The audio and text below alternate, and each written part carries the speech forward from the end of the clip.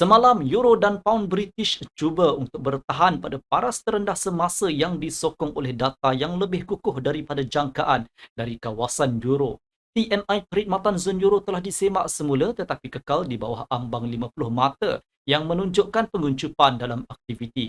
Aktiviti gabungan PMI komposit dalam kedua-dua sektor perbuatan dan perkhidmatan meningkat kepada 47.6, jauh melebihi jangkaan pasaran.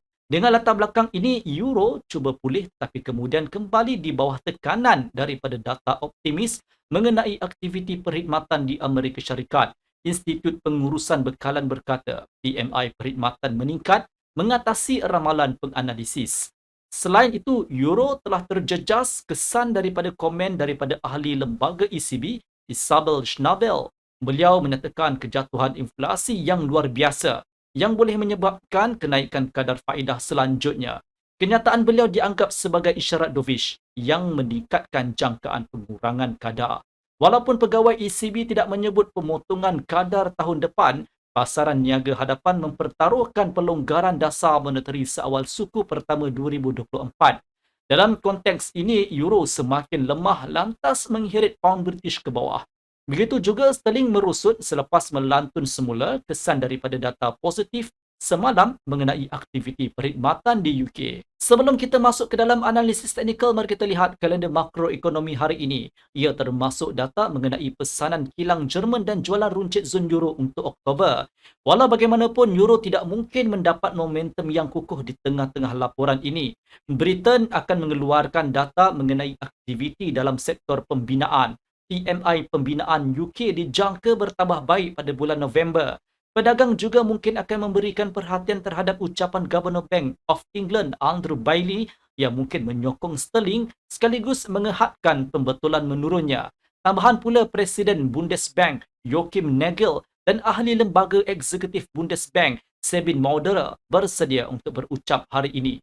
Tumpuan peserta pasaran adalah pada laporan pekerjaan nasional ADP. Ramalan Median menunjukkan peningkatan sehingga 130,000 pekerjaan yang diwujudkan pada bulan Oktober daripada 113,000 pada bulan Oktober. Dalam kes statistik yang suram, dolar Amerika Syarikat mungkin mengalami tekanan. Menurut carta 1 jam, pasangan mata wang euro dolar kini didagangkan pada sekitar paras rendah 1.0780. Tahap 1.0811 bertindak sebagai rintangan. Pulse breakout di 1.0780 akan mencipta isyarat beli sekaligus memacu harga sehingga 1.0811. Dalam kes statistik Amerika Syarikat yang lemah, euro dijangka mengukuh di atas tahap ini dan melanjutkan kenaikan sehingga 1.0838 dan 1.0869. Pada tahap 1.0869, saya cadangkan untuk melakukan penjualan di rebound dengan jangkaan pembetulan intraday 25 sehingga ke 30 pips.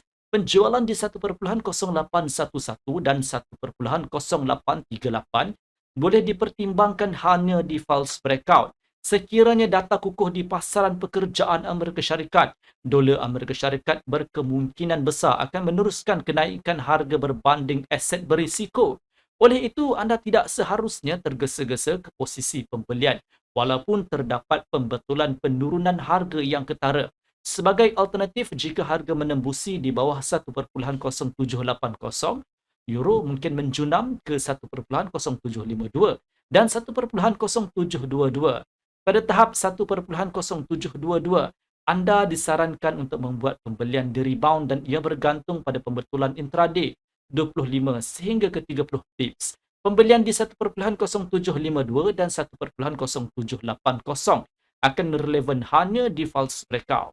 Bagi pound British, false breakout di 1.2616 berikutan ucapan Bailey yang bersifat dovish akan membuka peluang untuk penjualan pasangan tersebut dengan tujuan untuk menurunkan harga sehingga 1.2580. Jika harga menembusi di bawah tahap ini dan mengujinya dari bawah ke atas, jumlah penjualan akan meningkat lagi. Dalam kes ini, sterling akan menurun sehingga 1.2545 dan mungkin 1.2503 ketika penerbitan angka ADP yang kukuh. Pada tahap 1.2503,